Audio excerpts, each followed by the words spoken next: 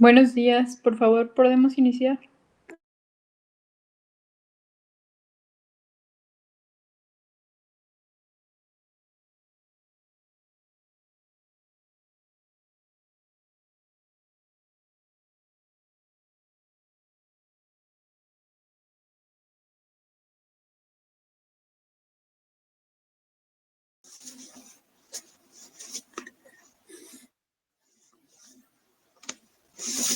Buenos días, ¿me pueden decir si ya se ve la presentación? Sí, ya se ve. Ok, ok. Bueno, entonces, en este apartado, pues vamos a hablar acerca de las micosis pulmonares.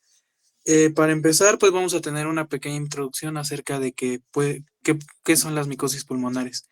En este caso, pues vamos a hacer que, como su nombre lo indica, van a ser infecciones generadas por hongos que van a tener un tropismo principalmente a nivel de pulmones.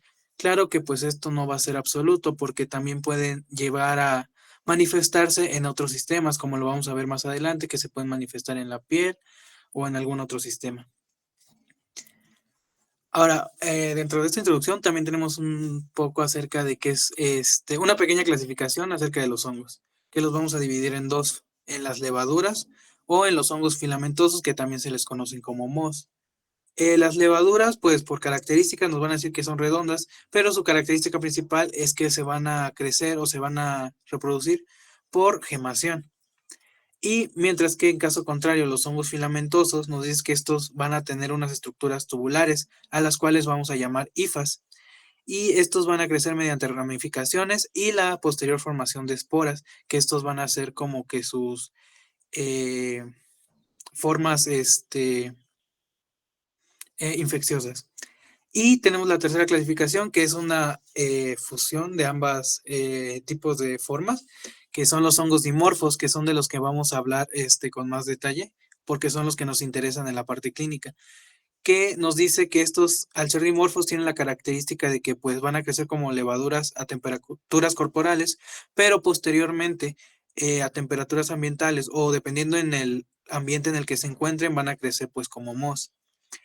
Y dentro de estos, como les dije, pues vamos a tener a los que nos hacen más relevancia clínica, que en este caso vamos a tener al Histoplasma capsulatum, que pues más adelante vamos a ver que es el causante de la histoplasmosis, al Coccidioides simitis, causador de la coccidioidomicosis, y en este caso, bueno, también se mencionaba al dermatitis, al blastomicosis dermatitis, que es generador de la blastomicosis. Claro que de este pues no vamos a hablar porque pues no se encuentra, bueno, en lo que leí de los libros, pues no se encuentra en el país. Generalmente este se encuentra en otras zonas como África o son algunas zonas de Estados Unidos, pero del que sí vamos a hablar también es acerca de las pergilos. Ahora, también tenemos que estas micosis o enfermedades micóticas se van a poder dividir en dos, que van a ser las micosis superficiales, también denominadas como cutáneas, subcutáneas, y las profundas. Las cutáneas, pues como su nombre lo indica, van a afectar principalmente a la piel y sus anexos, cabellos, uñas, por ejemplo, aquí en este caso, pues tenemos a los ejemplos de las tiñas. Y en las profundas, pues ya van a generar una infección más diseminada, más sistémica, en la cual van a afectar, pues en este caso, nos menciona que principalmente a pulmones, pero pueden afectar otras zonas dependiendo la...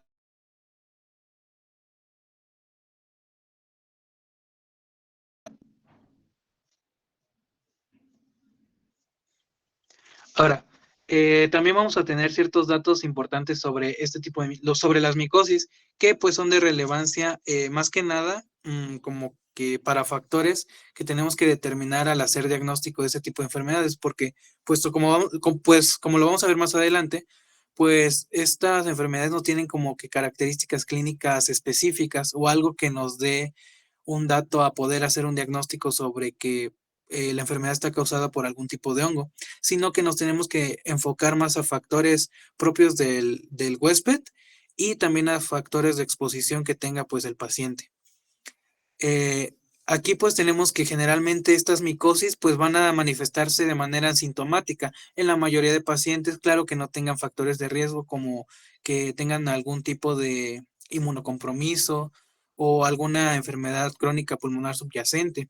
Y estos, pues como les dije, o van a, ya sea de dos, o van a tener una manifestación asintomática o un curso asintomático con resolución pues con resolución rápida, o van a tener un curso de la enfermedad con sintomatología muy leve.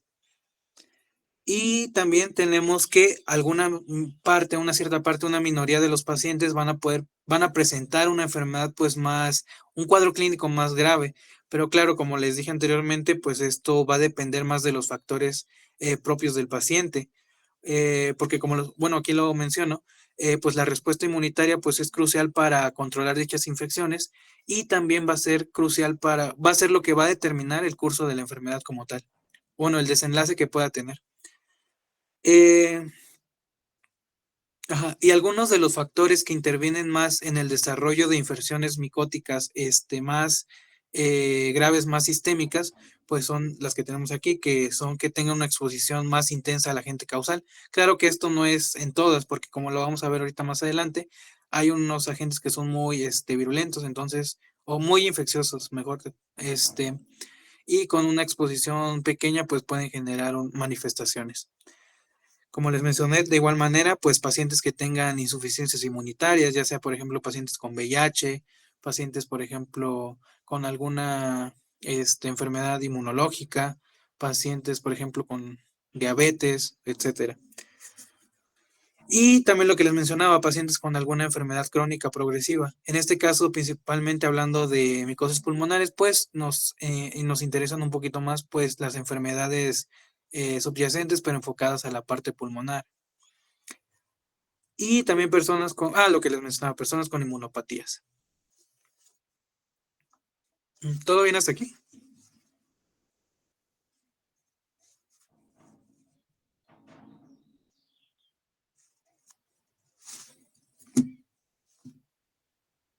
¿No tienen alguna duda?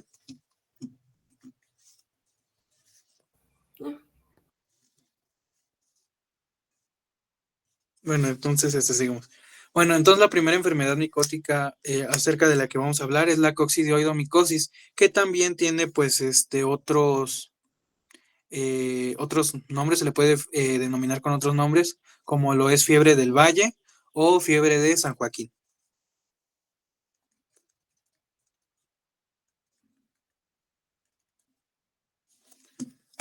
Ok, ahora, bueno, como definición, pues básicamente vamos a tener que es una micosis sistémica causada por nuestra estrella de este día, bueno, por el agente causal, que sería el coccidioides simitis, pero también existe otro, bueno, de la misma familia, que es el coccidioides posadacea. Y estos, pues nos decía que, como les dije, van a ser generalmente micosis más sistémicas, que van a tener un tropismo principal por el aparato respiratorio. Pero claro, como les mencioné, pues va a depender mucho del curso de la enfermedad, pudiendo de igual manera llegar a afectar a piel, hueso, meninges y pues algún otro órgano. Y algo importante, y como les dije aquí, algo en lo que vamos a hacer un poco más de énfasis, pues va a ser que esta infección va a ser más endémica de zonas áridas y semiáridas, es decir, de zonas más secas, por decirlo de alguna manera. Por ejemplo, pues se nos vendría a la mente, por ejemplo, desiertos, ¿no? Y bueno, ahora sí, hablando de la etiología, como les mencioné, pues vamos a tener a los agentes que van a ser los coccidioides, bueno, la familia de los coccidioides, que vamos a tener a coccidioides imitis y posadacea. Que en este caso tenemos que el coccidioides simitis va a ser el agente causal más frecuente a comparación del coccidioides posadacea. Y lo que les mencionaba anteriormente, bueno, este coccidioides imitis es un agente fúngico muy virulento, es demasiado virulento. Lo que mencionaba en los libros es que una pequeña exposición a la inhalación de una pequeña cantidad de artroconidios, que es la forma contagiosa, puede generar una sintomatología. En este caso, posteriormente vamos a ver la clasificación de la enfermedad, pero puede generar incluso una coccidioidomicosis primaria. Y pues ambos agentes pues pueden generar, como les dije, infecciones pulmonares o pueden generar infecciones en otros órganos, dependiendo pues de ciertos factores del huésped. Y como les mencionaba, pues estos agentes pues van a pertenecer a una familia que se llaman hongos dimórficos que generan afectación sistémica. Permítame tantito.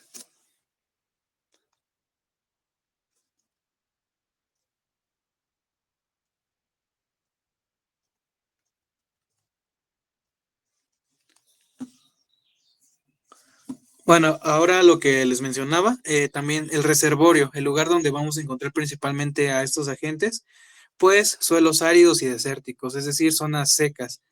Eh, y también otro factor determinante para la presencia de este tipo de agentes, pues va a ser la presencia de excrementos de ciertos animales. En este caso van a ser excremento de murciélagos y roedores.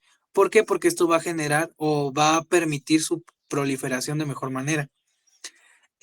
Ahora, ¿en qué épocas del año es más prevalente? Nos decía que pues es más prevalente a finales de verano y durante el otoño, porque pues nos menciona que son épocas en las que existe mayor cantidad de polvo en el ambiente. Pero también hablando en estas épocas, nos decía que algo que también podía generar una mayor exposición, pues, y mayor exposición y mayor proliferación de la gente, pues es la presencia de sequías y de precipitaciones. ¿Por qué? Porque las precipitaciones, es decir, las lluvias, van a generar pues un ambiente idóneo para que el microorganismo pues se desarrolle con facilidad. Nos mencionaba que principalmente en suelos ricos en nitrógeno. Posteriormente, ¿qué iba a pasar? Que pues con las sequías, pues iba a generar que la, que pues, iba a favorecer pues la transmisión a partir del viento de las partículas portadoras de la forma infecciosa, que son los artroconidios. Ahora, lo que les venía mencionando anteriormente, ¿cuál es la forma infectante? Pues van a ser las artroconidias, que esto es cómo se van a, bueno, lo vamos a ver un poquito más adelante, que se van a adquirir a través de la inhalación de estas y posteriormente dentro del organismo se van a transformar en esférulas y van a empezar a liberar esporas, lo que va a generar pues las diferentes manifestaciones. Y aquí pues les puse un cuadrito de resumen. En la parte de, bueno, no puedo señalarles, pero en la parte de arriba pues habla de blastomicosis, pero nada más es para que vean o observen pues los datos importantes de este agente, que abajo tenemos pues la micosis, que en este caso que es la coccidioidomicosis, y lo que les mencionaba, pues la etiología, el coccidioides mitis y el Posadaceae. La ecología, es decir, el reservorio, que sería el suelo en polvo, y la distribución geográfica, que vamos a hablar un poquito más adelante, en la siguiente diapositiva me parece, que es muy prevalente en sureste de Estados Unidos, en México, Centroamérica y Sudamérica, por ende, pues la importancia para nosotros. Y pues las manifestaciones clínicas, que de igual manera hablaremos más adelante. Ahora, lo que les mencionaba, pues la epidemiología. La distribución geográfica de este agente, pues vamos a encontrar que va a ser endémica del suroeste de Estados Unidos. Y aquí tenemos ciertos estados, que es California, Arizona, Texas, Nuevo México. Prácticamente todos los estados fronterizos del país vecino. Y también van a ser predominantes en México, en la zona norte, que van a ser en Sonora, Coahuila, Baja California, Chihuahua, Nuevo León. ¿Por qué? Porque pues como sabemos estas son regiones más áridas o semiáridas, es decir, con predominancia de pues desiertos en algunas zonas. Y también pues como les dije en Centro y Sudamérica. Ahora, lo que les mencionaba anteriormente y en lo que más nos deberíamos enfocar al momento de pensar en diagnosticar o pensar en alguno de estos agentes, pues son los factores de riesgo. En este caso los vamos a dividir en diferentes grupos. Primero vamos a hablar acerca de los factores ambientales y de exposición. Dentro de estos factores, pues vamos a tener que vivan o trabajen en zonas endémicas, las que mencionamos anteriormente, ya sea de Estados.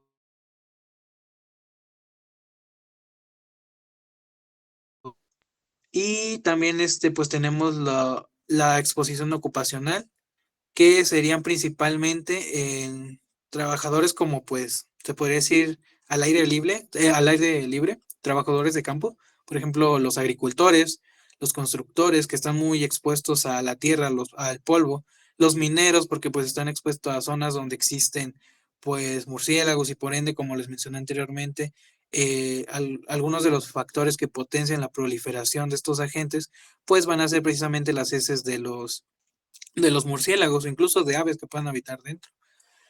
Los arqueólogos de igual manera por lo mismo, trabajadores de carreteras o exposición ambiental, tormentas de polvo, actividades al aire libre en zonas áridas o desérticas.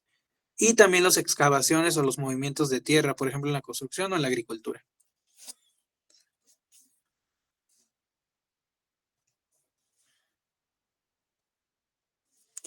Ahora vamos a tener los factores de riesgo asociados al huésped. En este caso, como les dije, pues estas infecciones van a ser más sistémicas, más peligrosas, hasta cierto punto, dependiendo de los factores propios del huésped. En este caso, pues tenemos pacientes con inmunosupresión, como les mencionaba en la introducción, pacientes con VIH o SIDA, que pues esta nos mencionaba que tienen un riesgo más alto de que se genere o que cursen por una forma clínica más diseminada, pacientes trasplantados o pacientes con el uso de corticosteroides, quimioterapia o bajo tratamiento con factor de necrosis tumoral, porque pues sabemos que son medicamentos en cuyo mecanismo muchas veces deprimen la función del sistema inmunológico. También enfermedades crónicas subyacentes, lo que le mencionaba principalmente, bueno, aquí habla también acerca de otras, pero las que nos dan más una pauta son enfermedades pulmonares, en este caso EPOC, o alguna otra enfermedad que genere un daño pulmonar previo, diabetes mellitus o insuficiencia renal crónica. También otro factor, lo más común, edad avanzada, que pues sabemos que pues ya son pacientes con un sistema inmunitario un poco más comprometido de cierta manera por diferentes factores. Y pues también el embarazo. Ahora, también nos mencionaba que este tipo de micosis, bueno, en este caso, en este grupo de las coccidioidomicosis, tenían una mayor susceptibilidad ciertos grupos.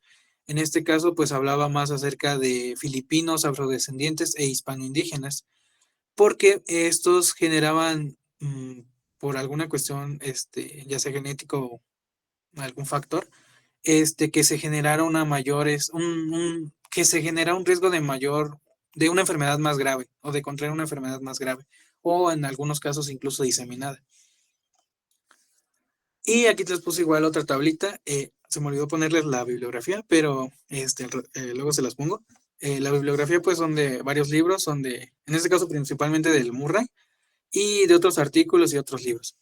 Esta tablita es del Murray y nos da nos da en resumen los factores de riesgo para adquirir una coccidioidomicosis diseminada, que pues son prácticamente de todos los que hemos hablado: edad, sexo, genética, embarazo, compromiso inmunológico, etcétera. Ahora, vamos a tener una clasificación clínica de acuerdo a las manifestaciones presentes. Vamos a tener 3, que va a ser una infección pulmonar primaria, que esta se va a generar en la mayor parte de los pacientes, principalmente en un 60%, que como les mencionaba, pues esto va a ser una forma leve de la enfermedad, que generalmente va a tener un curso asintomático o simplemente manifestaciones muy básicas, muy simples, muy comunes, que podríamos confundir con cualquier otra enfermedad. Por ejemplo, una enfermedad tipo gripe o con ese tipo de manifestaciones. Posteriormente, pues tenemos la enfermedad pulmonar progresiva crónica, que esta nos dice que va a tener manifestaciones similares a la tuberculosis. Y también tenemos a la coccidioidomicosis diseminada, en la cual pues ya va a haber una afectación mayor en la cantidad de sistemas o órganos, pudiendo afectar piel, huesos, sistema nervioso central, meninges. Ahora, un poco de la fisiopatología, pues es prácticamente un poco de lo que hemos venido hablando desde el inicio.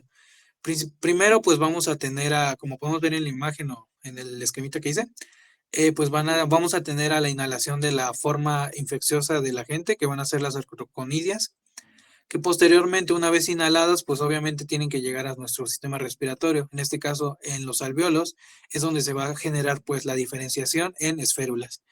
Posteriormente, como les mencionaba igual, pues se van a liberar las endoesporas. Y aquí vamos a tener 3 cursos de la enfermedad de acuerdo a la respuesta inmune, que esta respuesta inmune pues nos decía que va a ser generada principalmente por los linfocitos TSD4. Y como les dije, pues va a tener 3 caminos. O si el paciente no tiene algún factor o algún compromiso inmunitario o cualquier factor de riesgo de los que vinimos hablando anteriormente, pues va a tener un buen control de la enfermedad, va a ser asintomático, va a tener una resolución pronta o un cuadro muy, muy simple. Pero también se puede dar el caso de que no se controle y pues puede llegar a la segunda clasificación clínica, que es donde teníamos a la afectación pulmonar. O, caso contrario, factores de riesgo, inmunosupresión principalmente, que en ese tipo de pacientes pues van a tener una enfermedad más, bueno, diseminada. Y pues aquí tenemos la imagen, pues, sobre lo que les hablé. Ahora sí, el cuadro clínico. Como les mencioné, pues el cuadro clínico pues no va a ser muy específico, no es como que si llegara un paciente con este tipo de, bueno, una micosis pulmonar causada por alguno de estos agentes, pues no es como que la pudiéramos diagnosticar fácilmente, sino como les dije, tenemos que hacer un poquito más de énfasis o poner un poquito más de atención a la historia clínica, a los factores de exposición, factores de riesgo, factores propios del huésped, etcétera. Y pues aquí tenemos a la fase pulmonar primaria, en la cual nos decía que esta se genera 1 a 3 semanas después de la exposición y van a ser un cuadro clínico muy general, que van a ser fiebre, tos seca, dolor torácico pleurítico, lo clásico que veíamos pues en las neumonías, la sudoración nocturna, obviamente no estamos hablando de una neumonía pues típica en este caso, la sudoración nocturna, la fatiga, y también, como les mencionaba, puede haber la presencia de manifestaciones a nivel de la piel, como por ejemplo tenemos que puede generarse un eritema nudoso o multiforme. Y nos decía que este era un signo de buen pronóstico. También tenemos la enfermedad pulmonar crónica, en la cual vamos a tener pues tos productiva, hemoptisis, pérdida de peso, cavitaciones pulmonares. Por eso se mencionaba anteriormente que esta enfermedad asimila mucho al curso que tiene la tuberculosis, que vamos a ver pues en el siguiente tema, bueno, subtema. Y también tenemos a la infección o a la afectación diseminada, en la cual, pues como les dije, pues va a afectar a varios órganos de la piel. En la piel se pueden generar abscesos, verrugas, úlceras. A nivel osteoarticular, pues se puede generar artritis, osteomielitis, y a nivel del sistema nervioso central, meningitis, que pues puede cursar o se puede expresar con cefaleas, convulsiones, hidrocefalias, y que esta pues es la forma más peligrosa y más mortal, nos mencionaban los libros. Ahora sí, como les mencionaba, pues el diagnóstico. El diagnóstico principalmente pues nos vamos a basar en la parte clínica, como les mencionaba. Es decir, hacer una buena historia clínica, preguntando sobre factores de exposición, factores de riesgo propios del paciente, pues sí, o sea, preguntar a qué se dedica, todo eso, todo lo que nos ayude a guiarnos un poquito hacia el entorno en el que se podría generar la exposición hacia este agente. Y también tenemos otras pruebas complementarias, que son las pruebas de laboratorio o serología. En las pruebas de laboratorio pues tenemos el cultivo de esputo o tejido. Y pues en pues vamos a encontrar el crecimiento de coccidioides. Algo que mencionaba aquí mucho, y la mayoría de las literaturas que leí, es que este tipo de muestras se tienen que manipular en laboratorios muy especializados por riesgo de bioseguridad, por riesgo de exposición y porque, como les mencioné anteriormente, pues son muy contagiosos, muy virulentos, se puede decir así. Y las pruebas serológicas, que pues aquí tenemos distintas, que son las pruebas de inmunodifusión de IgM e IgG, y la fijación del complemento, que son las principales. Claro que tenemos otras pruebas de anticuerpos, como las que les puse ahí en el cuadrito, pero estas son como que las más funcionales, bueno, o las que más tenían como que mayor porcentaje de efectividad para diagnosticar. La presencia del antígeno en orina, que eso también nos la mencionaba mucho. La PCR y también pues estudios complementarios como de imagenología y radiografía.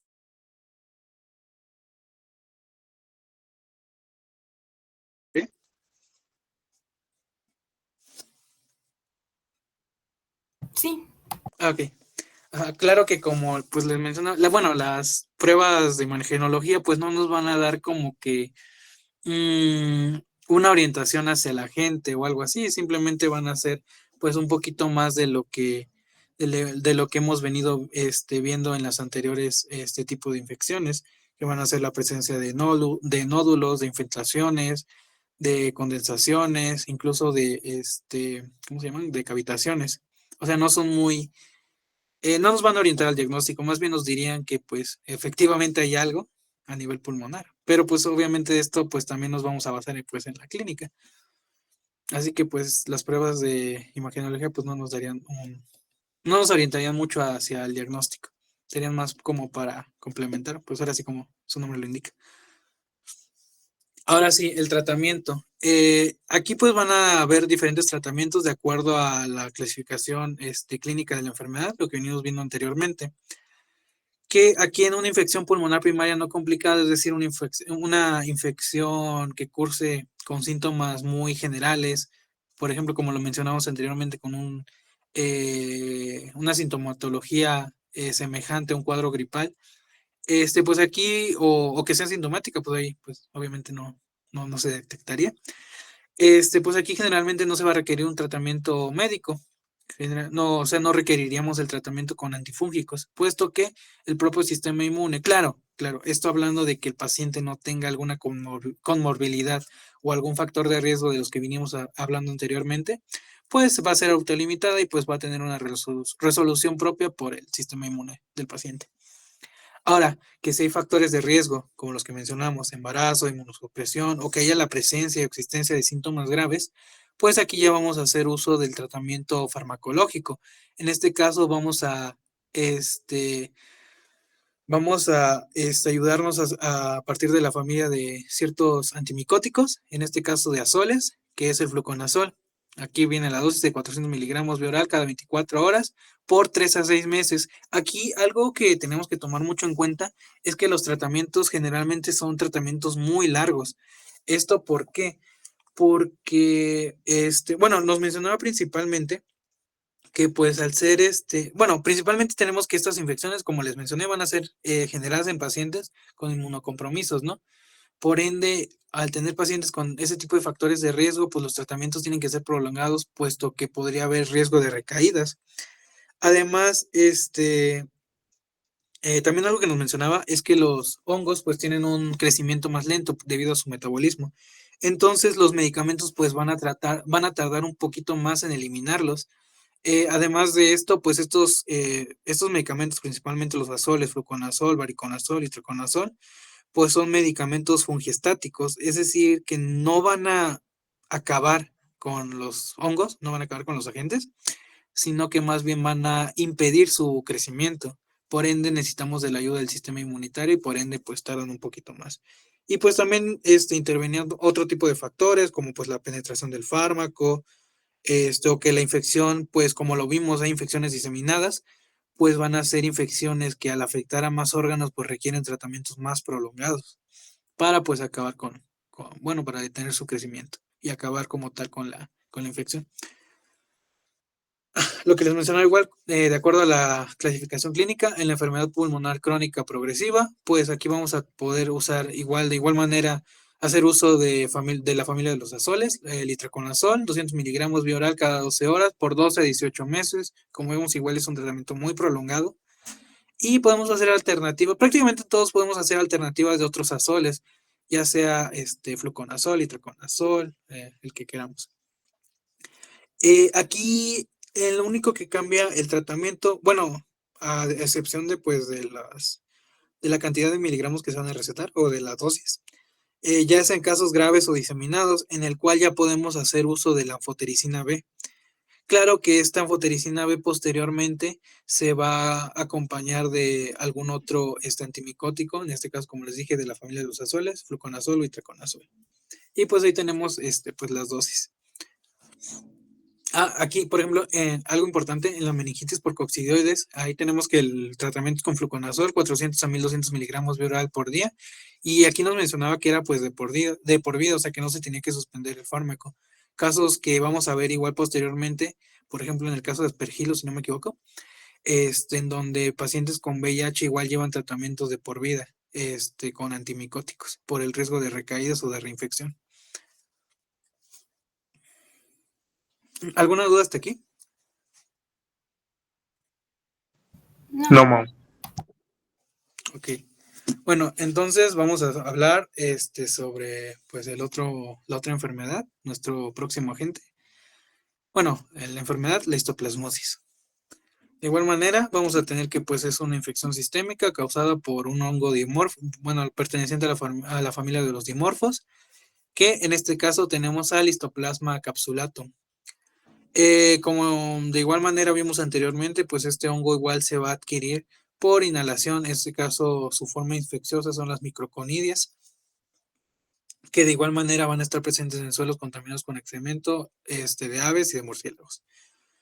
De igual manera, como en las anteriores, pues esta enfermedad va a depender mucho de los factores del paciente, del huésped, para determinar el curso, pues, de la enfermedad. De igual manera, pues como aquí podemos ver en las imágenes, pues también van a haber manifestaciones a nivel de, pues, de la piel. Ahora, la etiología, como les dije, pues van a ser agentes pertenecientes a la familia de Histoplasma. En este caso tenemos dos, Histoplasma bar capsulatum e Histoplasma bar duboisi. En este caso, el que nos interesa un poquito más por la localización y por la cantidad de por las manifestaciones, pues es el bar capsulatum, porque el Histoplasma bar capsulatum va a generar principalmente infecciones pulmonares y diseminadas, caso contrario a lo que sucede en el caso de Histoplasma bar duboisi, que generalmente predominan las manifestaciones cutáneas y óseas. Este bar capsulatum se localiza en zonas de Estados Unidos y la mayor parte de Latinoamérica, y aquí tenemos ciertas zonas de Estados Unidos, los ríos de Ohio, los ríos Mississippi, y pues se encuentra en México, que es pues lo que nos importa un poquito más. Centroamérica y Sudamérica. Caso contrario, Histoplasma bar duboisi se encuentra pues principalmente en zonas tropicales de África, Gabón, Uganda, Kenia. Ahora, de igual manera vamos a hablar acerca de su reservorio, que pues nos habla acerca de que son suelos con un elevado contenido de nitrógeno. De igual manera, pues son áreas contaminadas con excremento de aves y murciélagos. Aquí pues también nos menciona que los brotes generalmente se asocian un poquito más a exposición a dormideros de aves, cuevas, edificios deteriorados, proyectos de renovación urbana, un poquito parecido a lo anterior, pero en este resaltaba un poquito más la exposición a las heces de aves. Era como que lo que resaltaba un poquito más. Ahora, la forma infectante, pues en este caso, como les dije, van a ser la aspiración de formas aerosolizadas que porten la forma infecciosa de esta gente, que son los macronidios, o fragmentos miceliales también denominados. Posteriormente, pues van a llegar a los alvéolos y ahí se van a transformar pues en levaduras. Y de igual manera, pues les puse un cuadrito de resumen acerca de pues de ambos agentes, en el que podemos comparar pues lo que les mencionaba, pues el tipo de reservorio, la región geográfica donde predomina, y el tipo de manifestaciones, a qué tipo de sistemas van a afectar con mayor regularidad. Ahora, lo que les mencionaba, bueno, dentro de la distribución, en la epidemiología vamos a hablar acerca de la distribución geográfica, que nos dice que va a ser de distribución mundial, sobre todo encontrándose en zonas tropicales y subtropicales. En México, pues nos dice que va a ser principalmente encontrada en regiones húmedas del suroeste. En este caso tenemos estados como Veracruz, Chiapas, Tabasco, Oaxaca, Campeche, Yucatán, Quintana Roo. O en zonas donde existan cuevas con murciélagos, pues en diferentes zonas del país. O sea, cuevas con murciélagos podemos encontrar en muchas zonas. Y pues aquí tenemos en la imagen un poquito más de las zonas donde se han encontrado o se han, sí, o sea, se han demostrado, se han demostrado más casos, que es relacionado a lo que les dije anteriormente. El reservorio, como les dije, pues suelo contaminado con excremento de aves, principalmente palomas, gallinas o de igual manera, pues lo que venimos mencionando, murciélagos.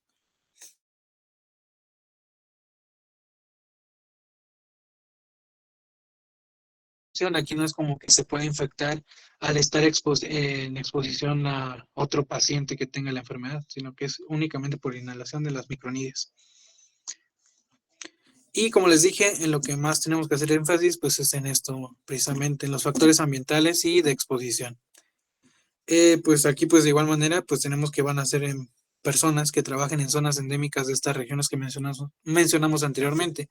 Aquí enfocándonos un poquito más a México, personas que trabajen en Veracruz, Tabasco, Chiapas, Oaxaca, Yucatán, Quintana Roo, lugares donde hay una mayor presencia de casos y que se podrían considerar, bueno, no endémicas, pero sí mayor cantidad de casos, mejor.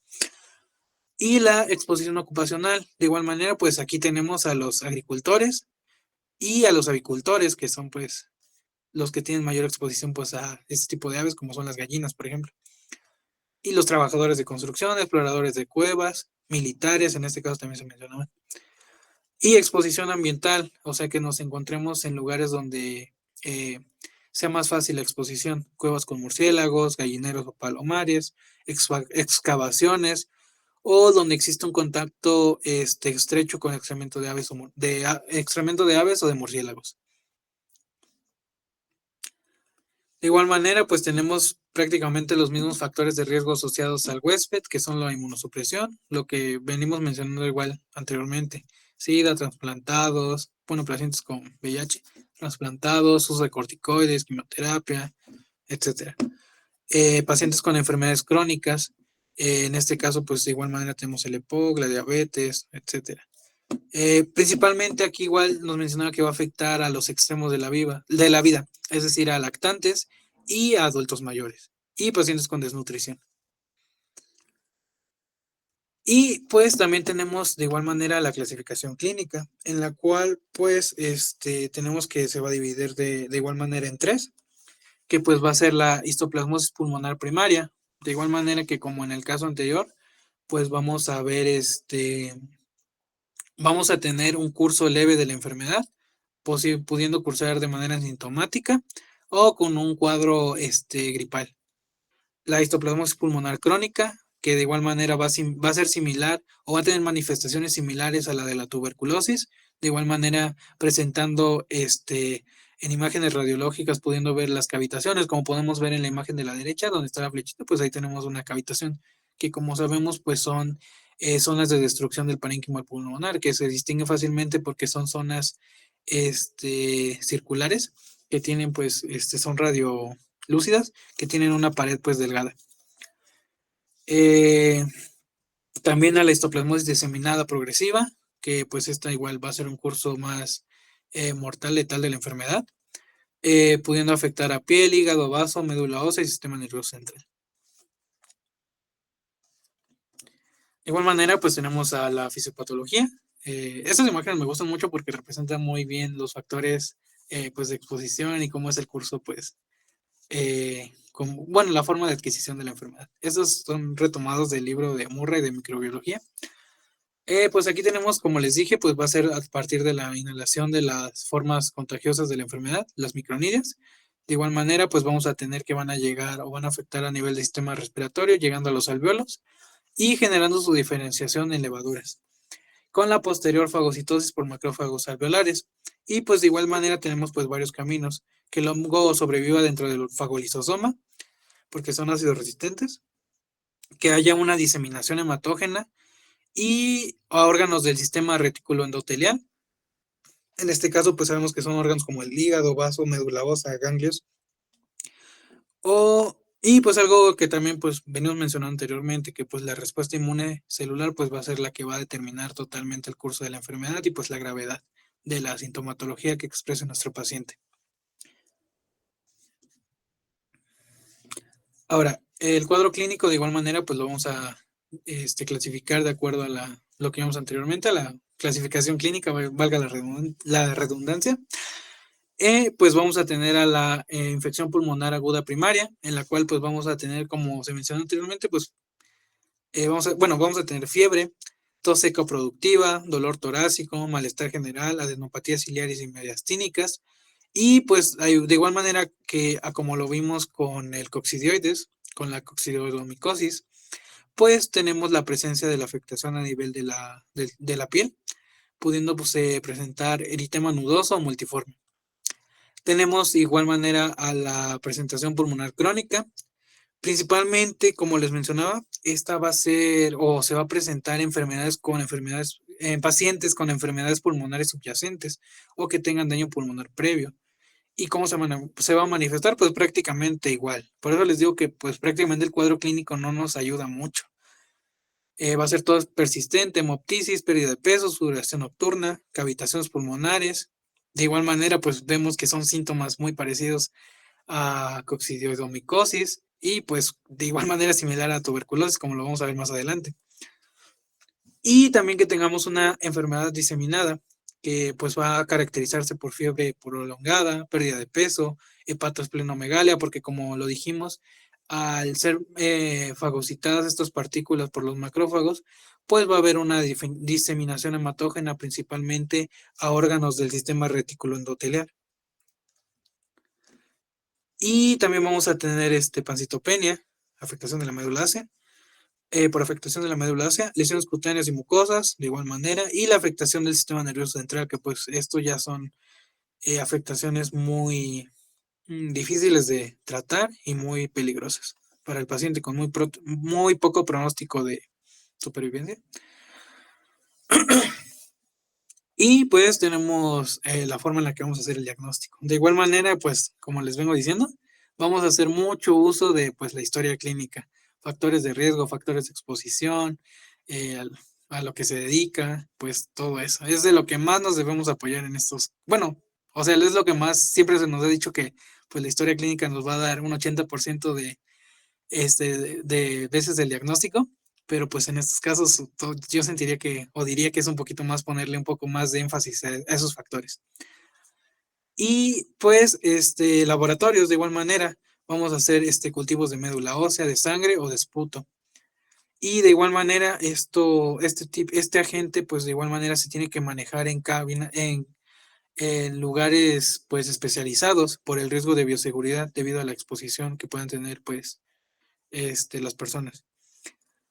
La tinción de Giemsa o de Paz y los antígenos presentes en orina o en suero, que van a tener pues más sensibilidad para la enfermedad diseminada. Y aquí les puse un cuadrito en la esquina inferior derecha, donde también se nos mencionaba la sensibilidad para verdaderos positivos de la enfermedad, de acuerdo al tipo de enfermedad que tengamos, porque van a variar de acuerdo al curso que tenga para poder usar diferentes pruebas. Por ejemplo, aquí en este caso nos mencionaba que si es una enfermedad diseminada, pues podemos más hacer uso debido a la mayor sensibilidad del antígeno presente en suero o en orina. Por ejemplo, en el caso de la enfermedad pulmonar crónica, pues tenemos pues el cultivo, en este caso pues sería de esputo. Y pues también podemos hacer uso de la serología, la fijación de complemento y la inmunodifusión. Y de igual manera, pues en la imagenología, pues en las pruebas complementarias de imagenología, pues vamos a hacer uso de radiografías y de la TC de tórax, en la cual pues vamos a ver pues muchos signos muy repetitivos a los que hemos venido viendo. Adenopatías ciliares, infiltrados, cavitaciones. Y pues aquí tenemos las imágenes y aquí tenemos pues todas las manifestaciones que dijimos. En este caso no tenemos cavitaciones, pero pues sí la vemos en esta imagen que les mencionaba hace ratito.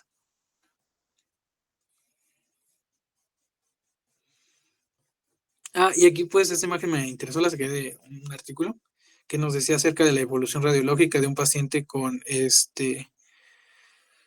histoplasmosis, pero si no me equivoco también cursaba con COVID, me acuerdo que lo mencionaba. Y pues aquí tenemos todo el curso de la enfermedad demostrada radiológicamente.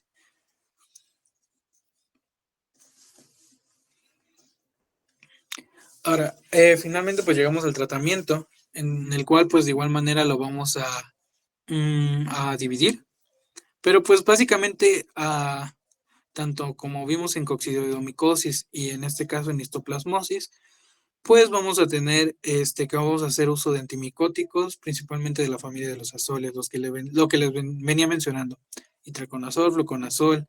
Claro que pues la prolongación del tratamiento pues iba a depender mucho del curso de la enfermedad, como lo hemos venido viendo.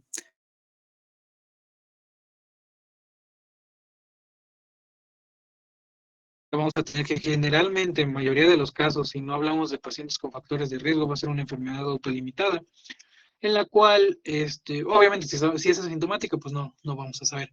Pero en el caso de que tenga sintomatología leve, pues solo tenemos que llevar una vigilancia clínica, obviamente verificando, como les dije, que no existan factores de riesgo. Y aquí también nos mencionaba que si los síntomas se persisten o se expresan por más de 4 semanas, pues ya vamos a hacer uso de antimicóticos, azoles, en este caso, itraconazol. 200 miligramos vía oral cada 12 o cada 12 horas por hasta 6 a 12 semanas. Y en la enfermedad pulmonar crónica, igual manera, itraconazol. Claro que lo que va a variar, como les dije, pues es el periodo en el que se va a prolongar el tratamiento. Y también la infección diseminada leve a moderada, igual, pero esta va a ser por un mínimo de 12 meses.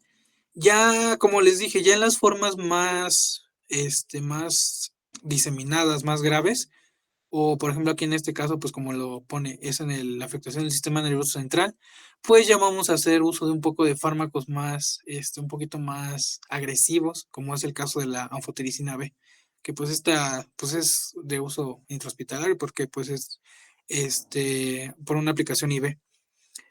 Y después pues se va a continuar el tratamiento, pues como anteriormente igual lo vimos en coccidioidomicosis, con itraconazol o cualquier otro derivado de la familia de los azoles. Ya pues sería ahí a consideración, porque pues todos son fungiestáticos. Y en pacientes con VIH-Sida, pues igual, de igual manera como venimos mencionado, pues va a ser un tratamiento prolongado.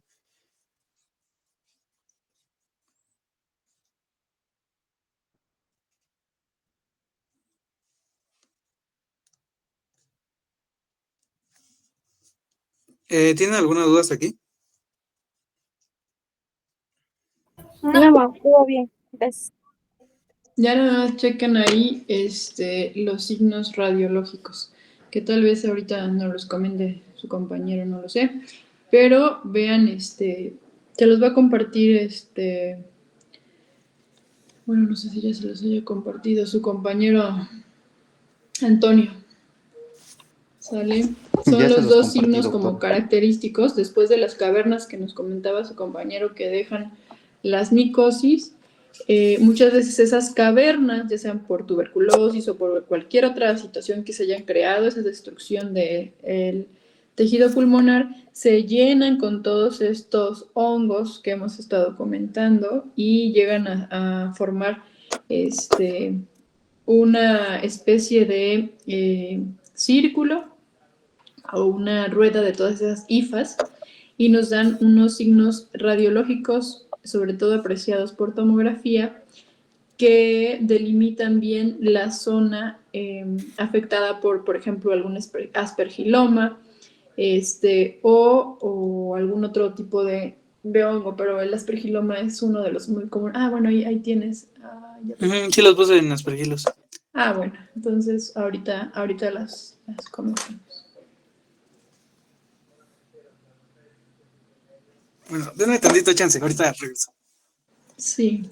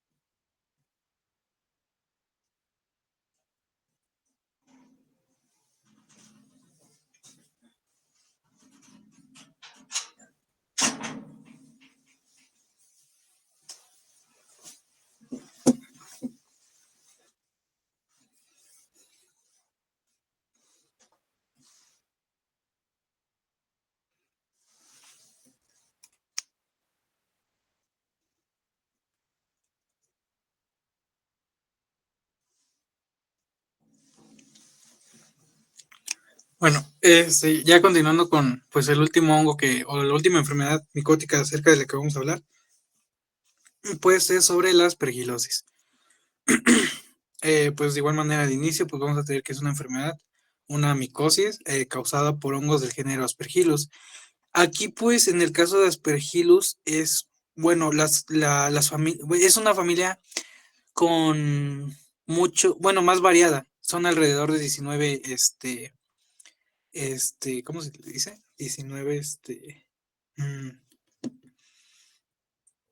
19 tipos de Aspergillus, por así decirlo. En los cuales principalmente, pues, vamos a encontrar que van a ser causadas por Aspergillus fumigatus, flavus y niger. Aquí, pues, de igual manera, la fisiopatología o prácticamente todo lo que corresponde a el mecanismo de infección, pues van a ser siempre por inhalación. Claro que lo que va a cambiar, pues, solamente es el nombre, pues, de la forma contagiosa. En este caso, pues, van a ser conidias. Y, pues, en este caso, de igual manera, pues, vamos a tener, pues, el curso de la enfermedad de diferentes formas, ya sea una colonización no invasiva, en la que solo se ve el aspergiloma o la bola fúngica, hipersensibilidad, infección invasiva grave, que pues la vamos a hablar más a detalle más adelante. Ahora, hablando como les dije, la etiología, pues vamos a encontrar que esta es una familia extensa de alrededor de 19 agentes, bueno, pertenecientes a esta familia, que pues vamos a tener a Aspergillus flavus, que va a ser, bueno, nos decía, o como dato, nos mencionaba que va a ser más frecuente en climas cálidos. Aspergillus fumigatus, que va a ser el agente más común, y otros dos que van a ser el Aspergillus terreus y el níger. Y algo importante que quiero adelantar, que no lo dice aquí, me parece, se va a asociar, bueno, este hongo lo clasifican más como de las micosis oportunistas, caso contrario a lo que vimos en las anteriores dos, que bueno, así lo clasifican los libros, como micosis, bueno, los anteriores, micosis dimórficas con sistémicas. En este caso, pues se manifiesta más como una infección oportunista y se relaciona un poquito más a la exposición en hospitales, como lo vamos a ver más adelante, en ciertas, debido a cierta cantidad de factores. Reservorio, pues va a ser en aire, polvo, material vegetal, lo que les mencionaba aquí lo dice, en hospitales. Y la forma infectante, pues van a ser las conidias, lo que les venía mencionando, van a ser inhalados por el huésped, van a germinar en bronquios o en parénquima pulmonar y pues van a generar, pues como tal, las manifestaciones. Y pues aquí tenemos una imagen sobre cada, esta familia de los aspergilos se va a, no tiene como que ciertas características clínicas que nos puedan hacer, o nos puedan orientar a qué es un tipo de agente, sino que se va a derivar mucho de, pues, la estructura que tienen, porque varían, tienen pequeños cambios en ciertas porciones de su estructura. Ahora, en la epidemiología, pues nos dice que esta va a ser de distribución mundial. Principalmente se van a encontrar en suelos, en polvo, en materia orgánica, en descomposición. Y lo que les mencionaba anteriormente, nos dice que aquí en México, pues la mayor parte de los casos reportados, pues van a ser adquiridos en hospitales de alta especialidad, principalmente como lo hemos venido hablando, pacientes con factores de riesgo, trasplantados, oncológicos, pacientes con VIH, todo paciente inmunocomprometido. Y generalmente, pues se van a asociar a las hospitalizaciones prolongadas. Y estos principalmente se van a encontrar o van a colonizar en zonas del hospital, principalmente en ventiladores, en catéteres, en los quirófanos o con filtración deficiente. Y de igual manera en aires, en rociadores de ducha, que en este caso pues, se hace referencia a las regaderas, depósitos de agua y plantas.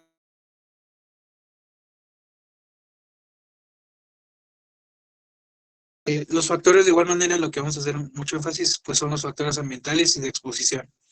Aquí, pues, más que caso contrario a lo que vimos en los dos anteriores, más que hacer énfasis en factores de exposición de acuerdo al trabajo por la exposición ambiental, pues vamos a hacer más énfasis principalmente aquí en México, en pacientes hospitalizados de forma prolongada, pacientes de quirófanos o de salas de ventilación deficiente, con ventilación deficiente.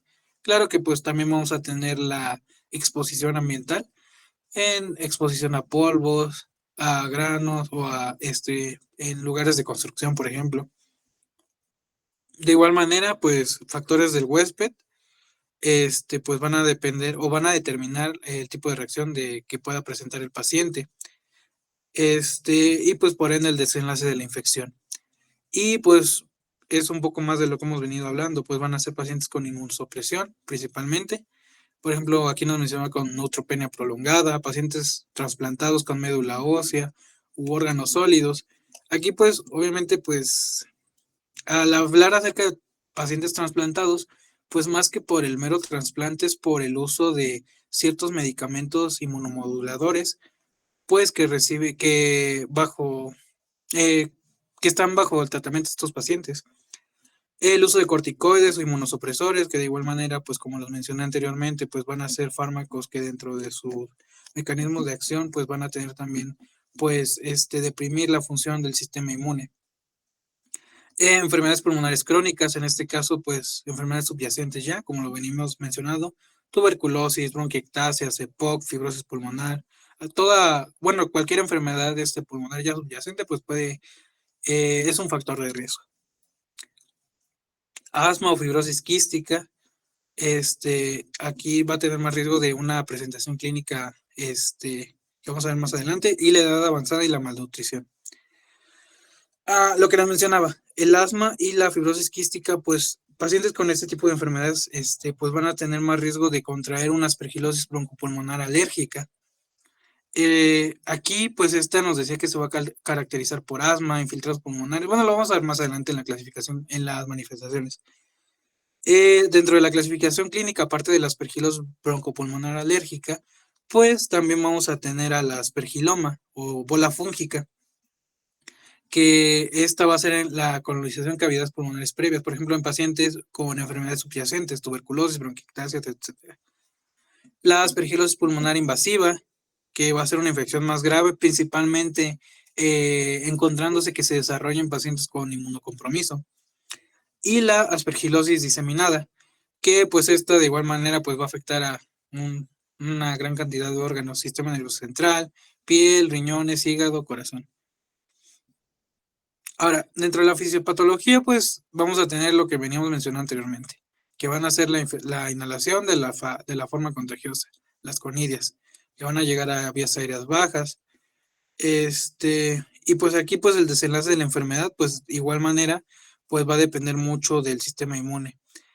Por ejemplo, en pacientes inmunocompetentes con factores de riesgo, que se podría decir gozan de una salud plena, obviamente no es así, o sea, no es como que todos tengamos el 100% de salud, pero pues no tienen tantos factores de riesgo, pues generalmente el sistema inmune pues va a frenar la infección y pues va a tener un curso más leve, menos riesgoso. O también tenemos en el caso de pacientes inmunocomprometidos, en el cual estas conidias, la forma infecciosa va a germinar, las hifas van a invadir todo el tejido y van a generar necrosis y trombosis. O en el APVA, va a haber un tipo de respuesta de hipersensibilidad que se va a clasificar como tipo 1 y tipo 3 en bronquios. Y pues el aspergiloma, que es el crecimiento saprofítico en cavidades preexistentes. Ahora, el cuadro clínico, pues de igual manera lo vamos a clasificar de acuerdo a lo vamos a dividir de acuerdo a la clasificación, que se murió mucho. La aspergilosis broncopulmonar alérgica, pues va a ser caracterizada por una tos crónica con expectoración marrón, con episodios recurrentes de asma, con eosinofilia periférica e infiltrados pulmonares migratorios. Esto porque pues vemos que son tipos de reacciones de hipersensibilidad, por eso es que está presente pues este tipo de manifestaciones. El aspergiloma, en este caso, pues vamos a encontrar hemoptisis, que aquí pues nos decía que puede ser masiva y mortal, que es como que la manifestación como que más peligrosa en este caso. Y lo que nos mencionaba la doctora, sobre la imagen típica que vamos a encontrar en radiografía o en una tomografía, pues va a ser la bola fúngica, también denominada en este caso como aspergiloma, que pues como lo mencioné, creo que tengo una... creo que sí aquí. Bueno, ahorita más adelante lo mencionamos. Pero pues se nota como una imagen, bueno, como un círculo, una cavidad con aire circundante, que pues, bueno, prácticamente va a ser una cavidad rodeada por una pared que va a estar radioopaca, pero con un centro pues radiolúcido. Y tenemos también a la aspergilosis pulmonar invasiva, que esta se va a caracterizar por fiebre persistente, de la cual no, bueno, nos decía que no va a ser explicado por otra manera. Tos, disnea, dolor torácico pleurítico, lo que hemos venido viendo en las manifestaciones comunes de las neumonías. Hemoptisis, en tomografía computarizada, pues vamos a ver la persistencia de nódulos con signo de halo de cavitación. Y las lesiones cutáneas necróticas. En la forma diseminada, lesiones cutáneas necróticas, puede haber endocarditis, es decir, una afectación a nivel de corazón, meningitis y abscesos cerebrales. Y aquí también les puse un cuadrito que viene en el libro Murray de microbiología, en el cual pues tenemos igual, o sea, las diferentes manifestaciones que se pueden ver. Por ejemplo, las reacciones alérgicas, que principalmente se van a manifestar a nivel de cavidad nasal, de senos paranasales y de vías respiratorias inferiores.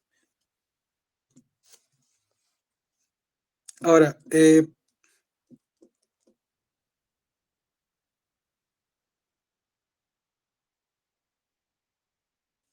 para el diagnóstico, pues de igual manera, pues vamos a hacer mucho uso de la historia clínica. Aquí principalmente pues vamos a hacer más énfasis en que pues el paciente, por decirlo así, clásico, que podríamos encontrar, pues es un paciente inmunocomprometido con síntomas respiratorios. Prácticamente es el paciente clásico que hemos venido viendo anteriormente. Pero como les mencionaba, pues tenemos que hacer más énfasis en los factores de exposición. En este caso, hablando de aspergilos, estamos hablando de que en México la mayor parte de los casos se presentan en hospitales. Entonces, lo clásico que esperaríamos o que veríamos, pues sería pues, un paciente que está internado por varios días. Ajá. En los estudios de imagen, pues vamos a ver nódulos, cavidades, el aspergiloma como tal, que es la bola fúngica, y el signo de halo, que pues este es un hallazgo radiológico encontrado en la tomografía. Pues en se van a ver áreas de opacidades en vidrio deslustrado o esmerilado, como lo vimos en la clase de ayer en IBC. Y pues esto... Ahora, también vamos a hacer el uso de laboratorio, en este caso el cultivo de esputo, lavado broncoalveolar o de tejido. Y pues vamos a encontrar la detección del agente, el aspergillus. Y pues también podemos hacer uso de la PCR y en este caso podemos hacer uso de biopsia pulmonar. Y pues aquí tenemos una imagen de un paciente, esa la vi en un artículo si no me equivoco. Y pues ahí podemos ver la presencia de nódulos, que son las pequeñas opacidades que podemos ver prácticamente en todo todo el espacio que ocupa el pulmón. Son todas esas opacidades pequeñas que podemos ver. Y aquí también estas son unas radiografías que encontré, en las que podemos ver como que de igual manera el curso que tuvo la enfermedad. En la imagen de la izquierda, pues nos dice que fue tomada al inicio del cuadro clínico, que es una radiografía P, y podemos ver diferentes zonas de consolidación. Aquí principalmente, bueno, ahí lo que nos marca es en el lóbulo superior derecho, y pues sí, precisamente ahí los podemos ver. No tiene mucha calidad la imagen, pero pues creo que sí se denota un poco. Y pues posteriormente en la imagen de la derecha, pues ahí ya podemos ver la cavitación, que pues estaría bueno, ahí dice que en el lóbulo superior izquierdo, superior derecho, pero yo la veo un poquito más como en el lóbulo medio, podría decir, que no la puedo señalar, pero pues sería esa zona, me imagino que sí la pueden notar, ¿no? En el pulmón derecho, incluso en el izquierdo, creo. Es que está de manera bilateral. Hay lesiones de los dos lados, pero sí, el lóbulo superior derecho está afectado. Cuando es el lóbulo medio, hace signo de silueta y no está haciendo. Es decir, es superior, y sí, del lado izquierdo también tienes razón. Sí, ¿verdad? Ok. Y pues también tenemos a la tomografía computarizada simple, en la cual pues aquí pues vemos una cavitación apical derecha, que es que no puedo señalarla, pero me imagino que sí la podemos identificar. Y pues también tenemos la imagen de vidrio, bueno, depende cómo le quieran llamar, vidrio deslustrado, esmerilado, o aquí lo llama como vidrio despulido. ¿Sí pueden observar bien las cavitaciones? Bueno, sí, bueno, me imagino que sí. Sí. Ok.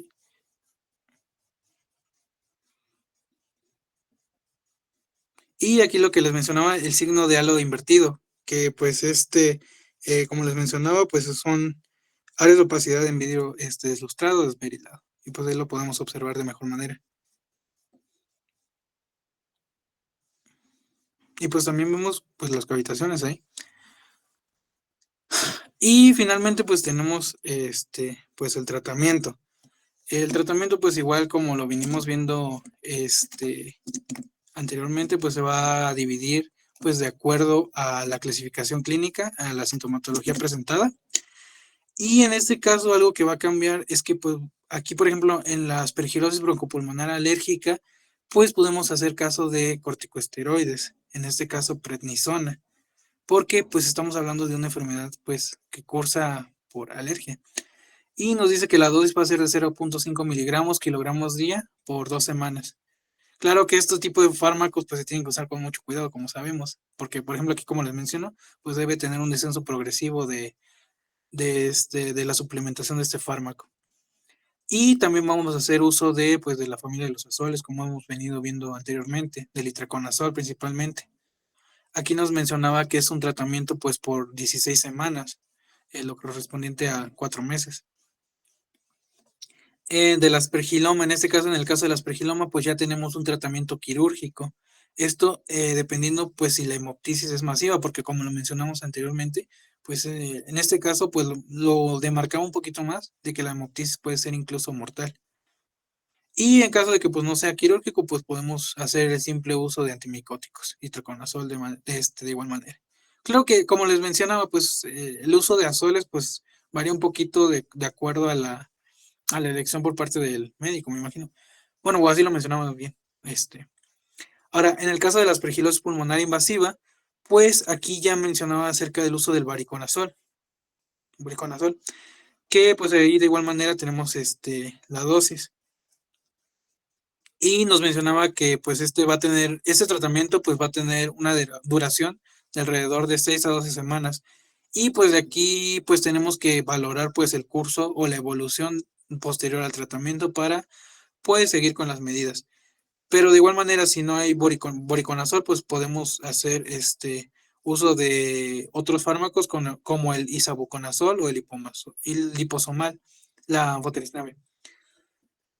Y cuando existe diseminación o ya afectación del sistema nervioso central, de igual manera podemos hacer uso del voriconazol, que pues nos decía que este es el fármaco de elección debido a que tiene una mayor penetración a nivel del sistema nervioso central. Y pues si falla o de alguna manera hay una contraindicación para el paciente de que podamos administrar ese fármaco que es el voriconazol, pues haríamos uso de la anfotericina B, que es un fármaco un poquito más, ¿cómo se dice? Un poquito más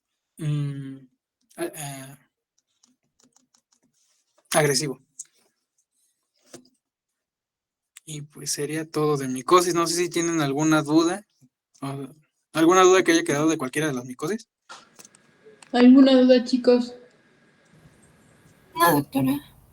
¿Todo bien? Creo que fue bastante completo el tema. Pues abarcó todo lo que tenía que abarcar, ¿no? Estuvo muy, muy bien. Yo ahí la única observación que te haría, si no hubiera sido un 10, la bibliografía. Ah, sí, se me olvidó. Pero la voy a poner ya cuando mandemos las diapositivas. Es que sí se me olvidó. Es que no la pude poner como tal en cada diapositiva porque, o sea, prácticamente combiné de 4 bibliografías. Pues Y cuando la pasa pensaba eso se ponen las 4 así. pero no me iba a caber. Sí, perdón, disculpe, pero la voy a agregar ya cuando mandemos las diapositivas. Vale, pues. Entonces, ¿no hay duda, chicos? No, doctora. Bueno, una Bueno, sí. Este, ¿el signo de halo es lo mismo que el signo de cavitación? El signo de halo es este que estamos viendo aquí en la parte. Pues es que, a ver, déjenme, les mando una imagen, porque ese es halo invertido. Déjenme, les mando una imagencita.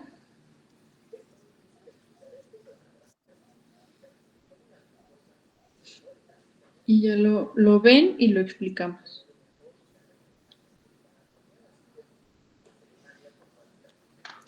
En el signo del halo, aquí dejen esta ahorita diapo para explicarla. Se las mando a su compañero. A ver. Aquí lo tengo. Es que el signo de halo se encuentra como tal alrededor de la cavitación, ¿no, doctora? Exacto, está la cavitación y se ve No como tal la cavitación. alrededor, pero, a ver.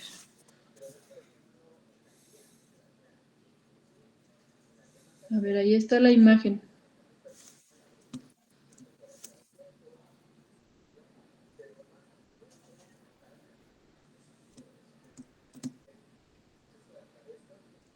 Déjenme, le busco otra donde se vea. Ay, ay, ay. Bueno, en el signo de halo, lo que vemos blanco, o sea, más radiopaco, en el caso de la tomografía sería hiperintenso, sería el centro. Y alrededor como que se va haciendo blanquecino y va formando una cavidad. En la imagen que les mandé, estoy buscando, a ver si tengo otra, en los signo del halo, en los que he mandado. Aquí tengo una más clara. Entonces, el signo del halo, aquí tengo una que precisamente se las mandé el semestre pasado. Esta está muy clarita. Ahí van dos.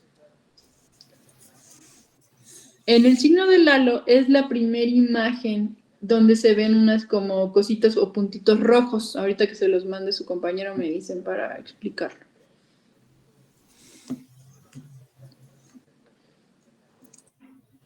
Ya las enviado. ¿Ya? Bueno, entonces ubiquen la primera imagen donde están los puntitos rojos. El signo del halo se ve hiperintenso al centro y en la periferia se ve vidrio deslustrado. Ajá. No están bien definidos los bordes, se aprecia como un deshilachado, dicen algunos libros. Esto nos indica que es una infección, digamos, activa, por ejemplo, en aspergillus. Y el signo del halo inverso o del halo invertido es la siguiente imagen, que es parecido a lo que están viendo aquí a la derecha, en la imagen que se está proyectando. Entonces ahí está hiperintenso en la periferia y ya en el centro se formó la caverna. O sea, este sería como un signo más tardío de la misma infección. Ajá.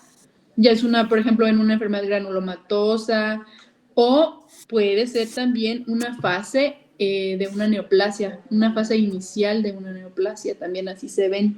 No solo es característico de una fase ya tardía del hongo, sino también puede ser una inicial en alguna neoplasia. ¿Sale? Pero eso es el signo del halo. Por eso dice aquí signo del halo invertido, porque lo que vemos en el signo del halo es al revés. Lo blanco, lo hiperintenso, está al centro y en la periferia se ve como deshilachado, como vidrio deslustrado. ¿Sale? Sí, doctor. Gracias. ¿Alguna otra duda?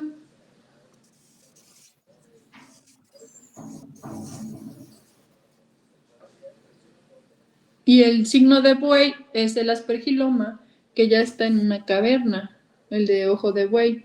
Y el de la luna, el signo de Monod, se ve como una lunita. Es ese mismo aspergiloma, pero un poquito más grande y ya nada más queda un poquito de aire en esa caverna, como los primeros que les mandó su compañero.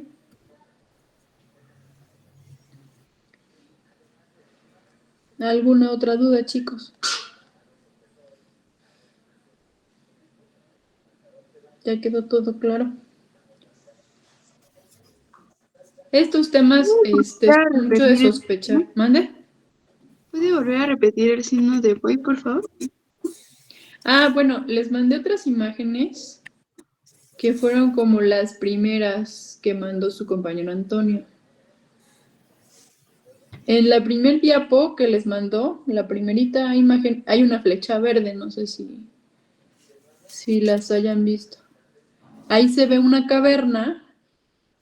Podríamos decir que es a lo inverso, hagan de cuenta de esta imagen. ¿O si la están viendo ya en el celular? La de la flecha verde. Sí. Bueno, entonces tenemos ya ahí formada la caverna, ya no se aprecia parénquima pulmonar ni nada. Y hay una imagen hiperintensa hacia la parte posterior del paciente, ¿no? Sería al inferior de la imagen. Esa imagen redondeada corresponde a un aspergiloma que está en una caverna. Entonces, ya saben que en imagenología todo se lo imagina uno. A ese signo se le llama signo del ojo de buey. Y el otro que está más abajo es el signo de la media luna. También le llaman signo de Monod. Está el aspergiloma llenando prácticamente la caverna. Y se ve como una especie de área nada más que tiene aire, en donde está la flechita blanca en la segunda diapositiva de las 4 que compartió. Hay una flechita blanca y se ve una muesquita apenas y se ve que tiene aire, ¿no? Esa caverna. Lo demás todo está lleno, entonces a esa media lunita, a veces se ve más marcada la media luna, le llaman así. Entonces, realmente son imágenes que nos sugieren hongos, o sea, una caverna está ocupada por un hongo. Así, recuérdenlo, y sobre todo el aspergillus es el hongo que comúnmente se encuentra en estas cavernas. O sea, un paciente con tuberculosis, alguien que haya tenido destrucción pulmonar por X cosa y que haya formado una caverna, esa caverna se puede infectar con un hongo. Si por ejemplo, una bronquiectasia, ¿no? Que nos deje ahí ya un daño, se puede también llegar a infectar, sí. Cuando ya los pacientes que tienen bronquiectasias crónicas se están reinfectando constantemente, se puede llegar a quitar ese segmento pulmonar o esa porción de pulmón para que se eviten estas reinfecciones. Pero, por ejemplo, si yo veo, muchas veces los pacientes no hacen fiebre porque están tan inmunosuprimidos que no logran ni siquiera tener algún dato clínico. Por ejemplo, un paciente hemato-oncológico que va evolucionando mal o está con fiebre y neutropenia, algunos ni siquiera fiebre, les digo, y yo encuentro estas imágenes, pues debo tener tratamiento por agentes micóticos, ¿no? Si yo veo estas imágenes, están activos en un proceso infeccioso por algún tipo de hongo. Ahí sí les puede caer cualquiera y hacen signos muy agresivos o datos muy agresivos. Entonces, siempre que vean esto, acuérdense de los hongos. Si ya ven múltiples lesiones en la radiografía, así, ya sea que es algo, una afección sistémica severa, o acuérdense que también estas imágenes nos pueden, no la del ojo de buey, no, estas del halo, nos pueden indicar si son generalizadas a ambos hemitórax, que pueden ser lo que vemos al inicio de las balas de cañón, lo vamos a ver cuando veamos lo de neoplasias. Entonces también, dependiendo obviamente la historia clínica, etcétera, pero al inicio puede confundirse estas lesiones. Obviamente allá serían múltiples, ¿no? Si ya hubiera afección o metástasis pulmonar o algo, pues son múltiples las lesiones. Si nada más ven 1, 2, 3 lesiones, pues es más común que sean cavernas y sobre todo si tienen antecedente de alguna enfermedad como tuberculosis. Entonces, ¿alguna otra duda, chicos? Doc, yo tengo una duda respecto al tratamiento. Porque, Sí. bueno, al ser tratamientos muy prolongados, pues los antimicóticos, principalmente los azoles, son muy hepatotóxicos y renotóxicos, ¿no? Sí. Y en ese caso, por ejemplo, un paciente que tenga una afectación a nivel hepática o renal, cómo se llevaría el control con Ahí, esos fármacos. ahí o tienes que cómo se- ajustar las dosis. Ay, perdóname, todavía no habías terminado. Ya no escuché lo del final. ¿Cómo se tiene que dar el tratamiento? Ajá, sí, o se tiene que optar por otras opciones o cómo. No, sí lo puedes dar, pero siempre tienes que ajustar la dosis al daño renal. Por ejemplo, vamos a hablar de un paciente con daño renal. Es de acuerdo al porcentaje de daño, digamos, renal, ¿no? O Ujú. dependiendo, por ejemplo, si está en hemodiálisis ya, pues también, o sea, tienes que ver incluso la administración, porque, por ejemplo, si tú le administras ahorita el medicamento, pero en una hora le toca su sesión de hemodiálisis, prácticamente barres con toda la terapéutica. Sí. Entonces, sí hay que tener mucho cuidado con estos pacientes. Por ejemplo, esto no nada más sucede en este tipo de fármacos, también en las quimioterapias. Por ejemplo, un paciente con daño renal y neoplasia, le van a aplicar una quimioterapia. Ahí lo ideal es que esté ciertas horas actuando el medicamento o el fármaco de la quimioterapia y dependerá de la vida media. Entonces, por ejemplo, si tu fármaco tiene una vida media de 2 horas, vamos a poner un ejemplo, esa sesión de hemodiálisis se la tengo que dar después de ese tiempo para que en realidad tenga el efecto. Si ya están en hemodiálisis, pues ya no hay problema, o sea, el daño renal ya está hecho y ya, o sea, realmente no hay ninguna otra situación que cuidar porque en realidad ahí lo que hace la función renal sería la hemodiálisis, ¿no? Ujú. O lo que sustituiría. Pero si el paciente está en un pre, o sea, con una insuficiencia renal que todavía no llega a un grado de hemodiálisis, habría que ajustar la dosis de acuerdo a las depuraciones que tienes, etcétera. O sea, tendrías que hacer el seguimiento constante. Muchas veces les pedimos químicas o controles, ¿no?, de depuración cada 24, 48, 72 horas, dependiendo de el fármaco. Y también anfotericina, por ejemplo, tienen dosis acumuladas. Tienes que ir llevando tu control y viendo la serología para ir ajustando la dosis. Ahí sería así, o sea, ajustando la dosis al daño renal que tenga ese paciente. Ah, ok, gracias. ¿Alguna otra duda, chicos?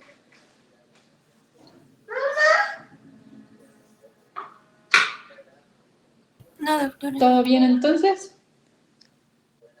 Sí. Bueno, déjenme ver. Ahorita en el siguiente tema me parece que es tuberculosis. Sí, es tuberculosis.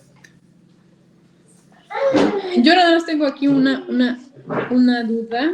Déjenme ver. ¿Dónde está? ¿Los siguientes exámenes para cuándo están programados? Creo que en el sílabus marca algo de 2 de octubre, me parece. Octubre. Pero, pero es como que un lapso de 2 semanas, o bueno, una semana más, mejor dicho, donde se pueden aplicar. Ok. Porque la meta sería terminar hasta pues tabaquismo al menos. Idealmente serían las enfermedades obstructivas. Lo que sería lo ideal son las enfermedades obstructivas. Pero si ya no se puede, pues tabaquismo. Porque hay un puente, ¿no? Ahorita el del 15 y 16 se los dan. No he visto.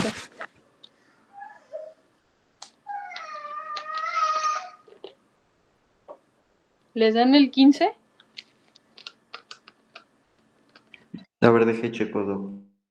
Sí. Y si no se los dan, lo van a querer, ¿verdad?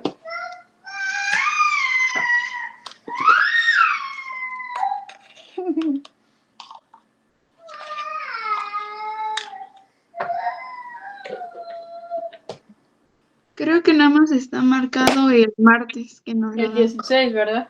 Sí, solo Bueno, el 16, Doc. ¿qué les parece si cambiamos ese 15 por otro día? Sí, sí. ¿Sí? Vale. Pónganse de acuerdo entonces. Por lo pronto nos vemos el lunes igual. 8:30. Y el 15 lo cambiamos por otro día para que tengan 4 días en el puente. ¿vale? Sí, gracias, Doc. Ya me avisan cómo van. Sale, chicos. Yo creo que aquí le dejamos entonces para que no se saturen ya con tanto. Nos vemos el lunes entonces con tuberculosis y ya no sé qué sigue. Tuberculosis y SIDA. Y a ver si podemos alcanzar a ver algo de supuración para ponernos al corriente, pero igual y si nos da chance. Y si no, ya cerca del examen reponemos esa clase del 15, ¿vale? Disfruten su fin de semana. Gracias, Gracias, Doc. doctor. Gracias, Nos vemos. Hasta luego.